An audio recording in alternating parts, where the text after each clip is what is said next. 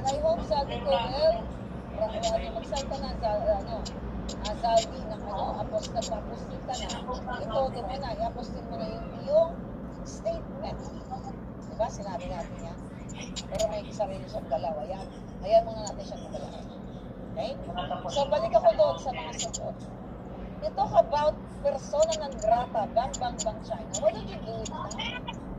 Matakbang pala kayo mga dilag, inamo ka mo namin kayo salugsugin yung mga bulik nyo. Gaganunin ng mga tubig. Yeah. Sabi ni Dance, baka sexual media strategy. We don't know. Nakahuli ng asawa eh. Then, ginanundan yung mustang na. Nag-drive si Au-Au. Inamin mo yan, gaga. Sa iyo, sis letter sa asawa ni Au-Au. Hindi ka pwede magsinungaling. Doon, hindi ka ba naiya? Hindi ka ba inumbaysa ng abogado mo? Taka din yung abogado mo eh. The fact na inamin mo doon, sa pinakita ko, na sis letter, na pinatawag ka ni Au-Au. At pumunta ka naman without, hindi ginamit ang utang.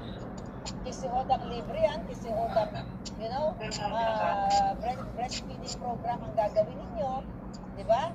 Against the law yan. Di ba? Labag yan sa Constitution.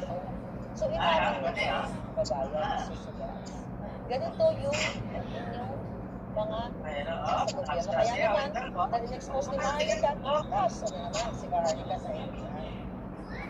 Diba? Ganon. 1 million na yun. 1 million na yun. Diba? Ganon sila mag-ipit. Anong sabi mo, susubel? Kasi marami na akong nasirang buhay. Sino sumira ng buhay? Sino bang may nasirang buhay? Ako o ikaw?